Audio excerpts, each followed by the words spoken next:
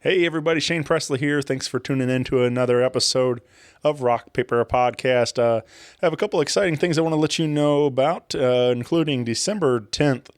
We'll be back out at Naked Vine for my monthly singer-songwriter storytelling showcase featuring Jackson Stokes, Caroline Steinkamp, and Alexander Rui. This is a $10 cover for the show, 7 o'clock start. And if you haven't been out yet, this is an intimate listening experience. 3 writers sitting on stools, sharing stories behind their songs, and they're a whole lot of fun out there. So come on by. And if you haven't been to Naked Vine, you're missing out. A lot of great music, wine, whiskey, tequila, and local craft beers going on out there in Chesterfield, Missouri. Swing by and visit them this week for some great live music from Walter Greiner and Paul Niehaus on Thursday, December 5th. On Friday, December 6th, Kevin Buckley Trio. And Saturday, December 7th, the Dust Covers return. You can find all this and more at nakedvine.net. Be sure to follow along with them on Facebook, Twitter, and Instagram. And I'm very excited to introduce a brand new show sponsor. Today's episode brought to you by Roughneck Beard Company and American Rambler. Visit them in Maplewood, Missouri at 7282 Manchester Road, and swing by and visit them and grab some different beard oils or tattoo balm they make out there. They have this American Rambler has this product called junk powder, and I'll let you figure out what that's for. But really good stuff. You can visit them online at roughneckbeardcompany.com or americanrambler.com. And you can use my code RPP15 for exclusive 15% off any of your online purchases. So, yeah, be sure to check them out. Support local. They're doing wonderful things over there at Roughneck Beard Company. And they also located on Facebook and Instagram if you want to get involved socially. So, also want to say thank you to Heil Sound as I'm recording this intro today on my brand new Heil microphone. Been loving using this thing, and I think you should go visit them at heilsound.com and grab some new gear yourself. So, with all that out of the way, I want to say thank you to everybody that's listening, and I've been continuing to tell friends about the show. If you are interested in a hat or a shirt or just want to say hi or let me know what you think of the show, feel free to email me at rockpaperpodcast@gmail.com, and I would love to hear from you. All right, everybody, sit back, enjoy this episode. Have a great day. A podcast is kind of like it's like a radio show that's not on the radio. It's on the internet. Does that make sense? Uh-huh. Yeah. That's also like my mom. It makes it sound more confusing, doesn't it? It sounds like this. Hey, what's up? It's T-Bone from Beyond FM, and you're listening to Shane Presley on Rock Paper Podcast. Rock Paper Podcast. Scissors beat paper, paper covers rock. Rock beats scissors, Shane covers non-stop. Never know what new kind of guest that he's got coming at you. Live and direct on the spot. Could be rock, folk, country, or hip-hop, jazz. All kind of folks that he has. Could be an artist or a comedian to make you laugh on the Rock Paper Podcast. double-decker fudge round, rolling round town. Shane coming at you live and direct from ground zero. He's your hero, he's your bestie. Rock Paper Podcast with Shane Presley.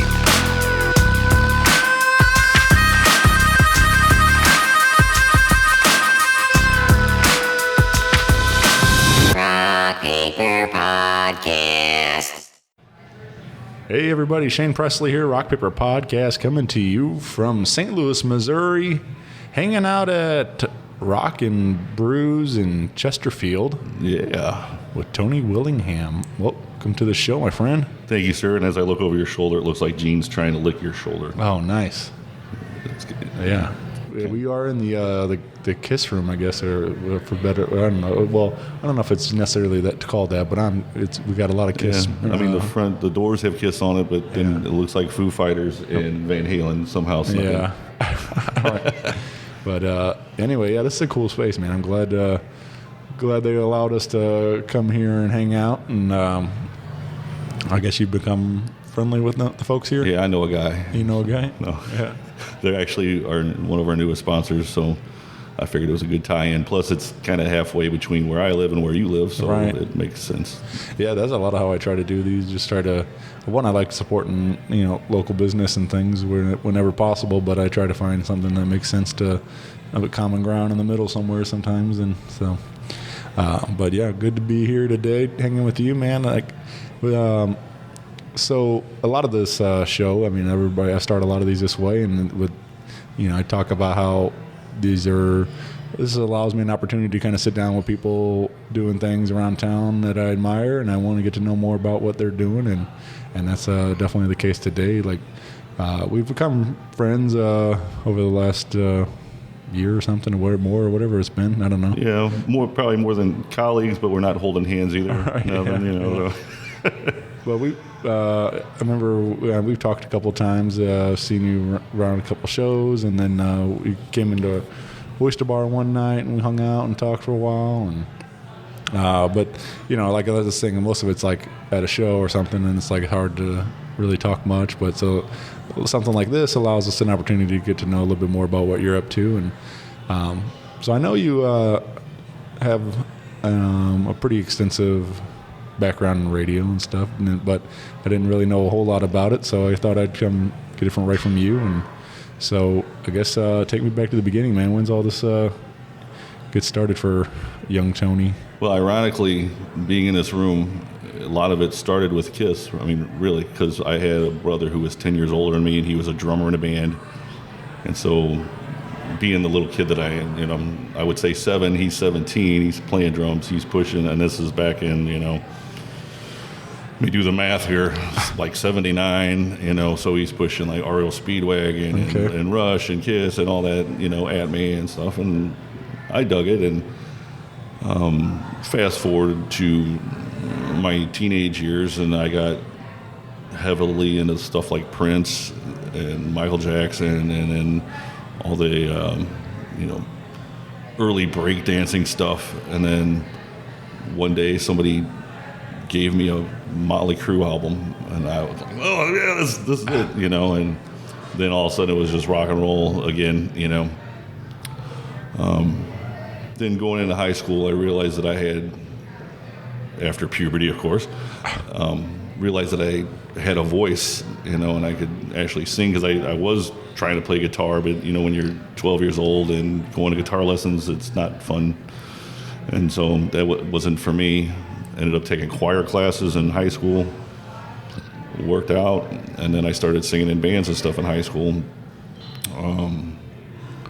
Then I was about 20, maybe 21-ish, met up with some guys who were starting an outfit. One of the guys was from a death metal band. The other 2 guys, and hi Dave, hi Joe, hi Kenny. The other 2 guys were coming from like they were into Rush and Van Halen and stuff like that, and it was a lot of covers, but they had some originals here and there. And they all kind of merged because, me and the drummer and the guitar player all worked at Raleigh's together in Arnold, so that was kind of odd.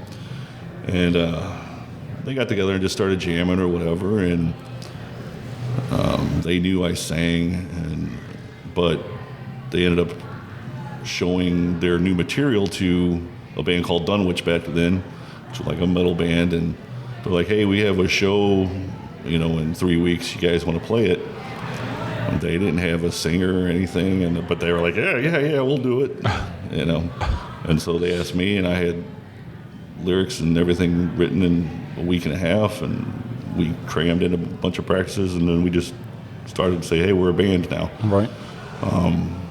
We eventually called it Organic State, and we played around town from probably 94 to 98, and then we decided to take a break because we started getting, we went and did demos and this and that, but we started getting interest from people who wanted to manage us and produce us and stuff like that, and at the time, we thought we were cooler than what we really were, and so there was debates on, well, I want to do it ourselves, and we don't need nobody telling us what to do, and So we took a break, and then we all came back together about 6 months later and decided, okay, we're going to do this for real. At the time, the drummer had a 1-year-old. I just had a kid, so we were like, all right, we're going to do this now, or we're never going to do it. And about a month later after that, the guitar player Dave, he got in a drowning accident and passed away. Man. So I was pretty torn up, and Yeah. I was just like, I don't want to do this no more. Plus like I said, I just had a kid, and so band practice and stuff was getting in, in the middle of marriage stuff and whatever. Like, no, you can't go to band practice tonight. I need you at home. Blah blah blah. So everybody runs into that, and if they're married and in a band, or even have a girlfriend or in a band, that kind of stuff gets in the way. So then after he died, I really did some thinking, and I'm like, well, how can I be in the music industry and make some money? Which later on you'll realize that you don't make any money in radio really unless you're really lucky. But I ended up going to Broadcast Center, and I think back then, if I recall, it was like a 12-month program, and I was done in 9 months because I was plowing, I was into it, I knew this was my calling, and all the instructors and everything else were just like, you're done, you're ready to go. And so I ended up working first job was in Paducah, Kentucky for Withers Broadcasting. I did an afternoon drive on a hot AC station, which is basically like Y98. Okay. And then I did 7 to midnight on a rock station. And I used 2 different names, styles, personalities, and it was pretty cool. Yeah. What were those names? Then, I spent about 1.5 years down there. Met some really cool people, and it was a lot of fun, but, it was no money. So move on to the next place that's going to pay me money. And so I did quit there, went back home for a little while, but knew I was going to get another job in radio. And then, this was right when 9/11 happened, and by this time I had 3 kids, or at least one. I had 2 kids and one on the way. But then I got a job offer in Jeff City to do the creative services director, which basically means I'm in charge of all audio commercial production. And, I assign it to jocks, and I work with customers to, do their commercials. And it was a booming place down there. They only had 2 stations, but I was cranking out commercials 8 hours a day. But it was fun, and I learned a lot on what that really taught me how to do audio production and things I needed to learn. Right. Then the operations manager there, his contract was up, and basically management told him, as soon as I leave or he leaves, I'm out too. That happens on radio. They just, do a clean sweep and hire a bunch of new people. Sure. So then I had a job offer in Hot Springs, Arkansas, and if you know anything about Hot Springs, it's either really expensive or really crappy because there's 2 lakes down there, and it's Hot Springs was like a neutral ground for the mafia, so they had all these elaborate hot spring, buildings and stuff like that. It was pretty neat. I got offered to do program director for a rock station down there. We went down the next week, drove around looking for a place to live, and like I said, now I have 3 kids. Right.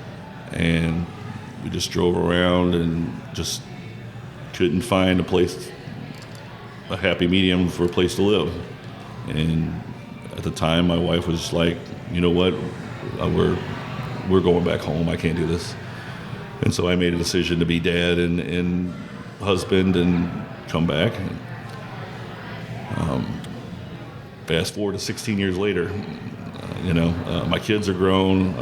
Unfortunately, I separated and went through a divorce with my wife, and a friend of mine who was the drummer in Organic State, his name's Kenny Smith, he got a job at the Viper doing sales, and he was helping on air. And so he would at the time, I was working 2 full-time jobs and this and that, and he kept hitting me up, hey, man, you need to come up here and, help out, and maybe I can get you in, and this and that. I'm like, man, I got 2 full-time jobs, and I'm not chasing that dream, no more. And so probably about a year into that, him going, hey, come on up, this and that, somehow I ended up losing both my jobs. Wow. So then I showed up. I'm like, man, I'm unemployed now. What can we do? And so I talked to Fish, and he was like, just come up and hang out anytime you want, and we'll BS around, and if maybe I can get you a few commercials here and there to voice and pay a little bit here and there for gas money until maybe something breaks. And so it ended up turning into basically me being a third wheel for Fish and the Freak Show and doing afternoon drive, and I was content with it, not getting paid or anything like that. And I spent 3 years there. I got to work with some veteran radio people, right? From Tom Turbach to Tom West, and of course Fish, and just learning all kinds of things that I didn't know that I thought I knew when I walking in, But that was more worth any kind of pay that I could have got there, was the education I got from them. Yeah, definitely. And then it came to we kind of had a falling out there where it was just time to part ways, and also the car that I had was just falling apart because I was driving it back and forth to Jefferson County all the way to Lake St. Louis every day, and I tore the hell out of that thing, But the way I thought about it, I was paying my dues again, And while I was at the Viper, I had started working with original bands and stuff like that, and becoming friends with them, and putting little birdies in programming's ear at the Viper and say, hey, check these guys out, and I kind of dug it. What was that? And with me already having a background in being that guy out there, I thought this may be my calling to really be able to do something different for the scene. Mm-hmm. And I had a couple people already hit me up going, man, you ought to do a podcast, man. You ought to do a podcast. And I'm like, I don't even know what the logistics of doing a podcast is. I don't know what you're talking about, I don't have no money.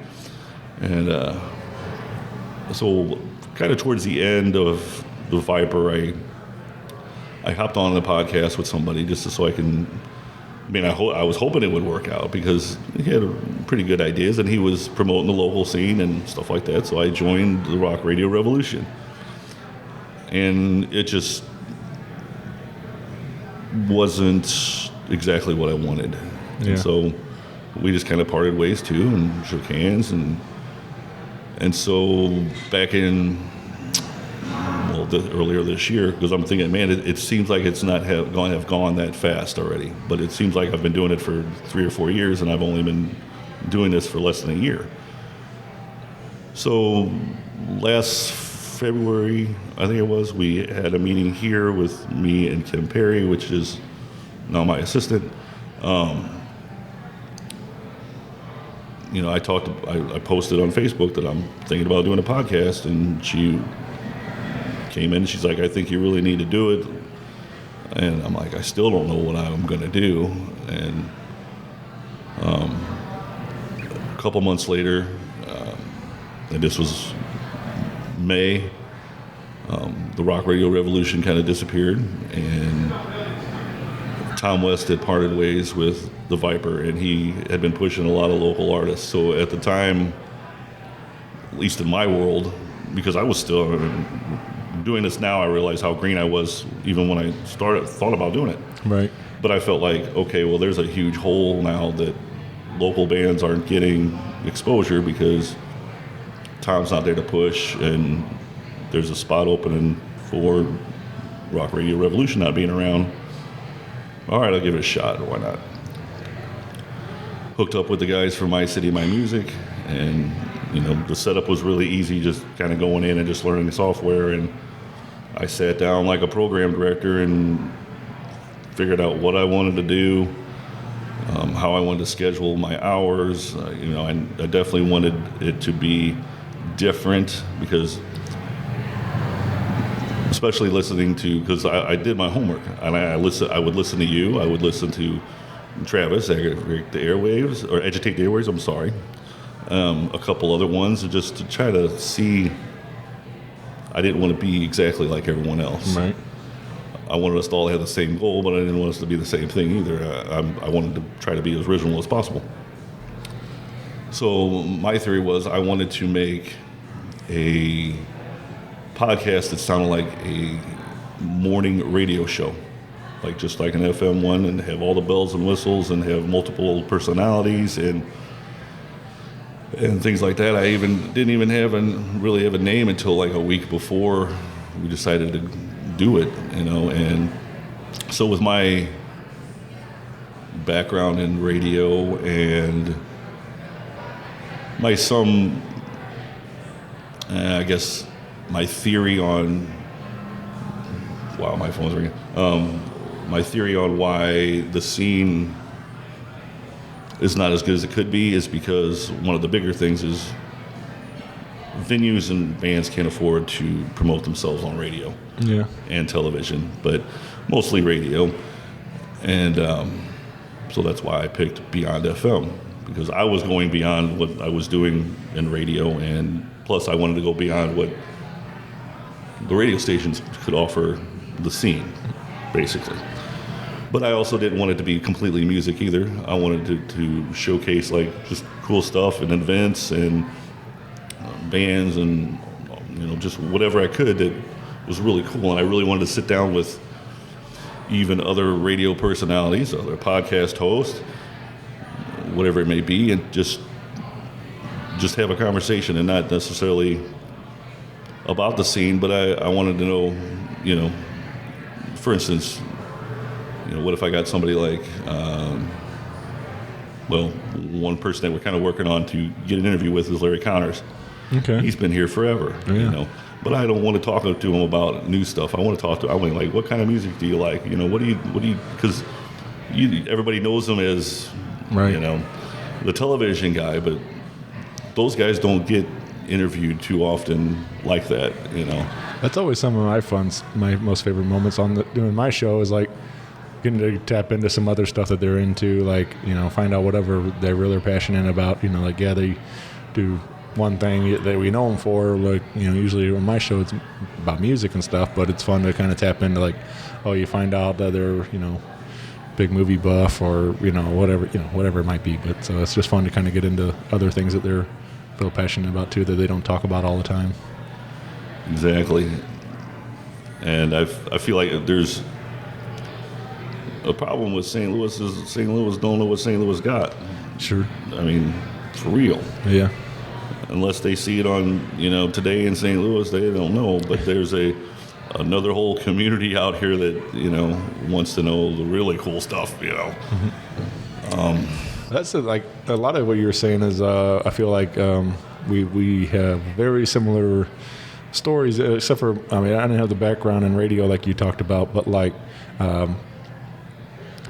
was doing my homework, learning about, following some bands around and stuff, and I kind of felt like the same way, that there was something missing here, and there was a spot that I could kind of fill in and try to help my friends out.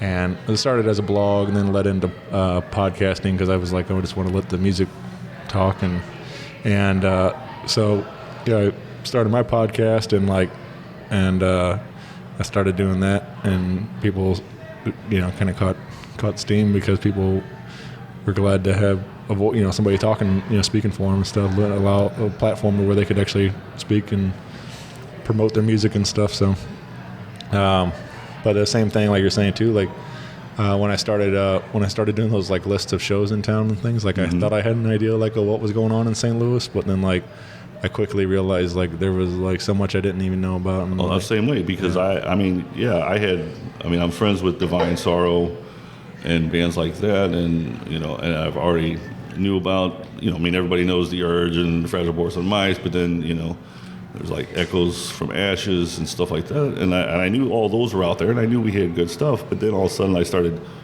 drilling down even more, you know. And, Right. and it's not only the rock bands. I mean, every genre is represented in this town, and it's represented very well. Oh, yeah. And I was just blown away. And I'm still blown away just by the things that I find, because a lot of one of the things that I do, I think, differently than most local shows or anything like that is, and I think you kind of do it too, and I know Travis does too, is that we go out and look for it. We're always wanting to know what's new out there. And so I go out and hunt for it. And I'm just finding amazing things that, of artists that just don't even plan on doing nothing. And I'm like, man, but this stuff is great, you know? So with Beyond FM, we just started out with the podcast, but I think at the beginning, I knew I had to do something more. And like I said, I wanted to do something different. So I wanted to, always wanted to add a radio station to it just because it fits with me. I mean, I was already used to building elements for radio stations anyway and putting them together and making sure everything flows and sounds good. So in August, we launched a 24-hour radio station, which runs on Live 365. And then we started, you know, just like you and just like Travis, I'm interested in booking my own shows and emceeing and all kinds of stuff as well. So we did one for Turner Fest, which is out in Mount Olive every year. Yeah. And we helped them out because they used to do advertising with some FM stations in town, and the FM stations kind of dropped the ball, and we were introduced to each other and tried to help them out as much as we could. While I was there, though, there was a photographer taking pictures, and I looked at his stuff afterwards, and it was great. And he had a background in radio, and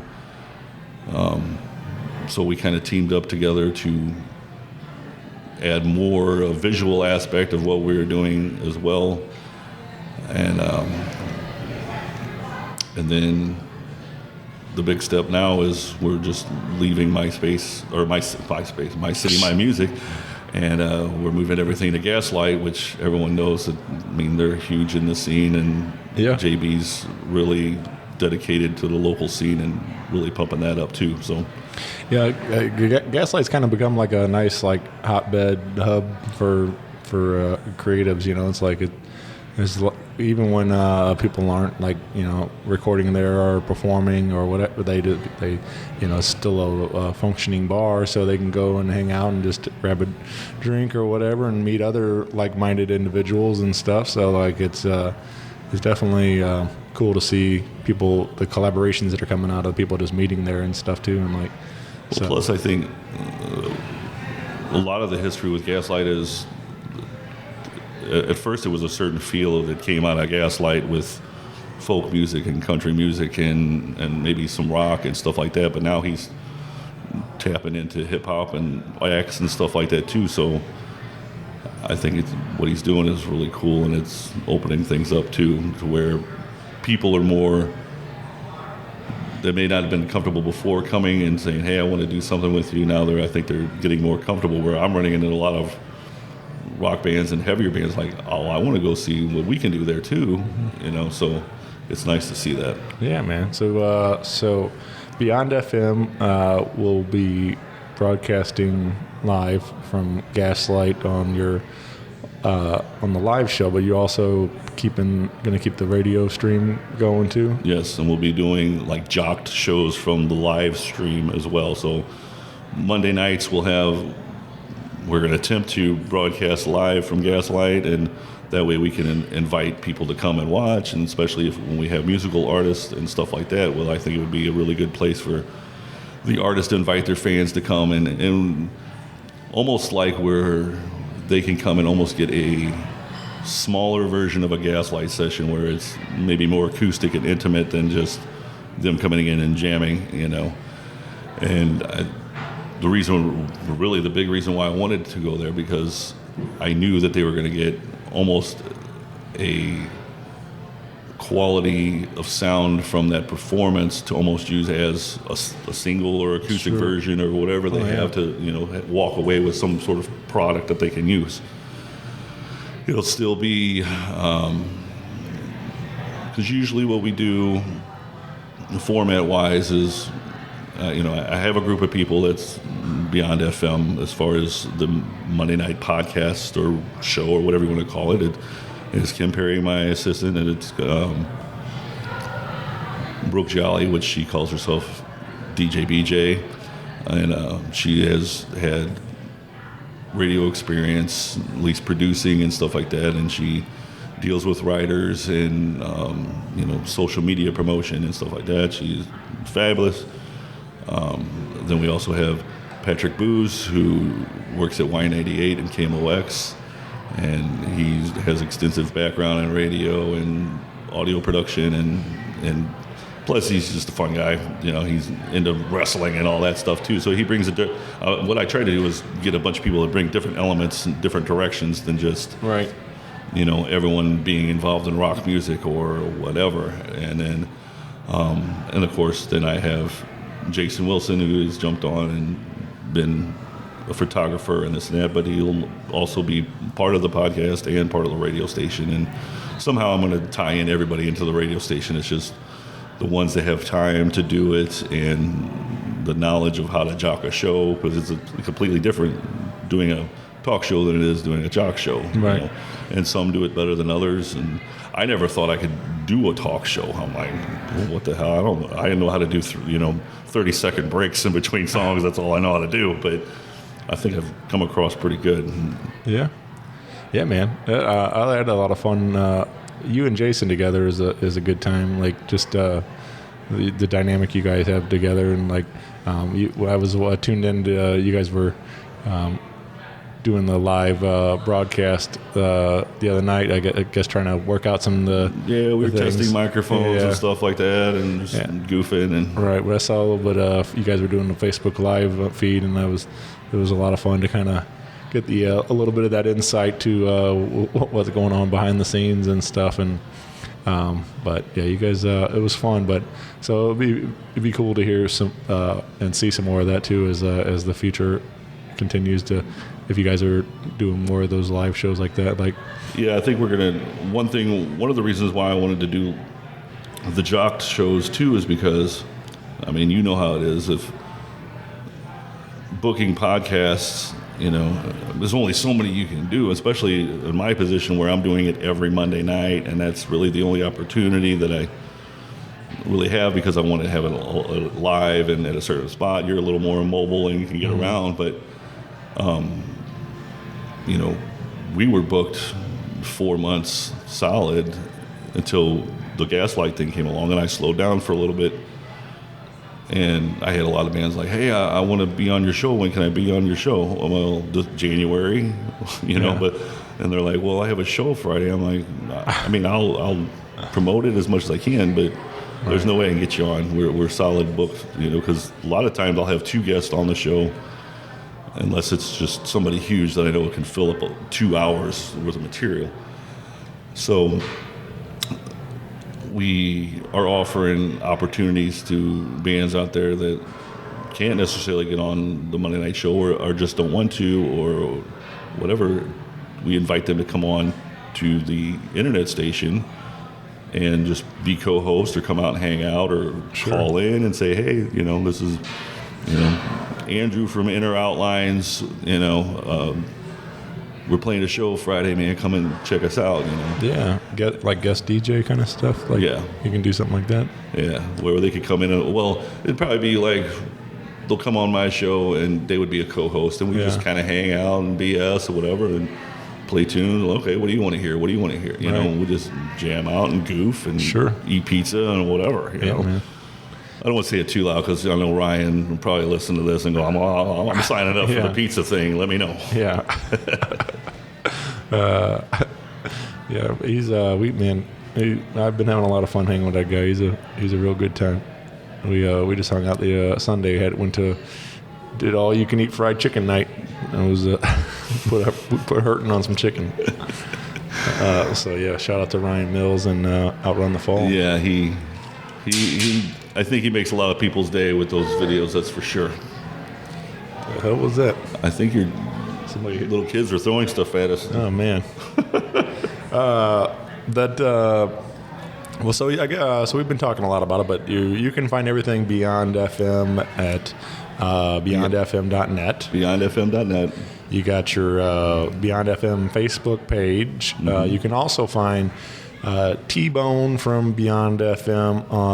You have your own personal Facebook page now that also. Yeah, just trying to I really want to move everything. I mean, a lot of people do this, but especially if they're in media or in the public, move everybody from your personal page to your public page and then kind of shut down a little bit on the personal side. But I don't know why Facebook doesn't let you make a public page without, Yeah, I think connection to the personal. But I think there's once you get 5,000, I think you can turn your personal page into a fan page or something like that. And I don't know how that all works, but something like that. Once you tap out of friends and something like that. But I don't know. The whole thing's a goof. The only reason I I pretty much make my personal page is because it gets more reach than everything. If I post it on the Rock Paper Podcast page, it's just nothing there.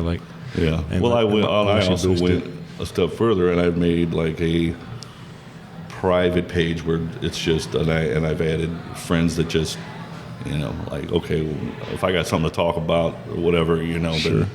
I'm communicating with just these 30 people, and that's it, Yeah.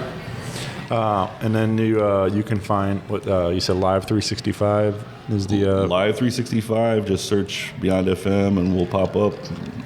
They have an app that you can download. It takes about 5 seconds, and so not only can you get it on a PC, but you get it on your phone too. And this is just a constant 24/7 stream of nothing but St. Louis music. Artists. Yeah. How do you and these are all submitted by you, or how do you go around I do a little bit of both. I do hunting and stuff like that too, but also I'll get submissions and so it's just a little bit of everything. Yeah. So if a band wants put their send you some songs, you're open to that, if they want to submit some different music. Yeah. Beyond FM STL at gmail.com. Of course, and also if you want to send us a whole big chunk of music, you can also use everything STL at beyondfm.net. That's our larger email that we can take bigger files to and stuff like that, where we don't have to really jump through hoops to get it. Okay. Yeah, you can again find everything at beyondfm.net. Yeah, we're building a pretty big, what I consider a big website. It's the first website I ever built, but you're going to get all the information from, the podcast to the radio station, from the booking to be on the podcast to getting your music submitted for both the podcast and the radio station. You're going to get all the jock information, all of our contact information, and a whole lot more. Plus, we're trying to build a huge just section of the website to give artist information, as much as we can, pictures and video or audio samples or whatever. So if anybody just browsing could just go, I'm going to check out what these guys sound like. Okay, I'm going to check out what these guys sound like, And then we're going to have a pretty nice concert calendar on there that I'll update as much as possible. And then we'll also have a tab on there that provides all the services that we can give to artists or businesses or events, anywhere from audio production to photography to MC services, to DJ to we're even going to tap into some video production and stuff like that. And then naturally we'll work with people on pricing and stuff like that. But if a lot of times we'll work with bands if you have a CD release or something and you want something maybe produced audio-wise, like a commercial or a promo or whatever, to throw on the station, a lot of times I'll do it for free, But if it's something that's extensive, then yeah, throw me a few dollars, you know. Right. But we're not going to kill anybody on anything, you know. We truly want to support the scene. Now, naturally, money is always good. We don't plan on being rich on it either, but hopefully, if like maybe Hardee's or someone will come along and throw us a bunch of cash or something, but I'm not into it for the money. It would be great, but not doing it for that. But we do have to sometimes, you know, take money to compensate. You know, if we're at an event all day long, then yeah, we're going to charge you a little bit. You know, especially if we're emceeing and DJing or broadcasting live or anything like that. That's a full day's work, so we'll charge you. But we're not, I mean, I promise you that if you compare us to somebody, one of the FMs in town, you're gonna, you know, get reamed. Yeah. Will you again and submit some of your music in there for the live feed on and we're open to all genres. Yeah. I mean, we're just basically St. Louis. I mean, as long as it's good stuff, and I feel like we can help you. I mean, I've gotten some Christian gospel stuff that's submitted to us, and be honest, I'm not helping you any more than you'd be helping me playing it. So I mean, I kind of turn it down, saying thanks, it's good stuff, but you know, we're not your platform to play your music, you know, from, because it's not helping you. Because if you know, send your, you know, fan base over to listen to our station, it's probably not going to bode over well for your image, you know. Right. So it's different things like that. But yeah, I mean, we tap into everything from folk to blues and to all the way to, you know, heavy metal, you know. So and I mix it up pretty well, I think. So yeah, man. I put it like this way: if you don't like what you're hearing, the song particularly, we give it 5-10 minutes, and you'll hear a song that you'll dig. You know, that's a Missouri weather right there too. Yeah. Well, I mean, there's the scene's like that too, because lately we've seen a lot of shows where it's even like the last Discrepancy show where, you know, they had Taylor James on there, and you know, and then they had Retro Champ, which was just straight hip hop to pop music and stuff like that. So it's kind of a reflection of what the scene really is right now. Anyway, I mean, even tonight, you know, we're doing Steve Ewing, The Dead Roses, Inner Outline, and Hooky. You know, and it's all different genres, if you want to call them genres, but it's all different styles. I want to say. That's how I like my shows. I like a lot of very genre eclectic bills like that. And I mean, my birthday parties have always kind of been that way too. Like the last one I did was like sort of more straightforward blues, you know, blues rock, but like typically I like you know, like I said, throw a rock band on, a hip hop act, and you know, have a lot of variety and stuff like that. So that's what it's all about, man. Spice of life.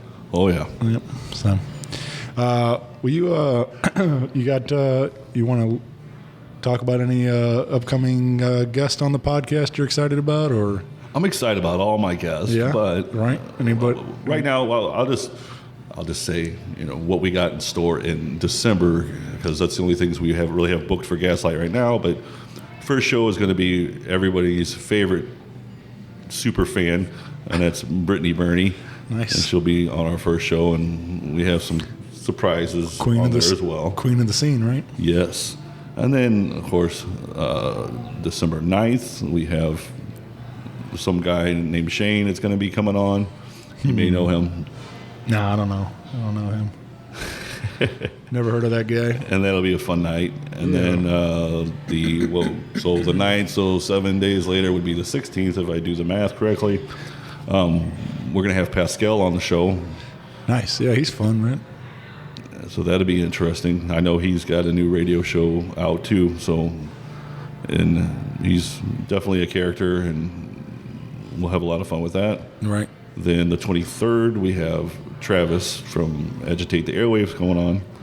And then on the 30th, right now we're scheduling, and I can't remember what exactly his name is off the top of my head, but basically he's the representative for St. Louis Music Week. Is it Sean? So then we'll hopefully have all the answers that everyone is looking for of what's going to happen for that week. Is that Sean? I believe his name's Sean. Yeah, Sean Smothers. Yeah, that's it. That's right. You see, you know everybody.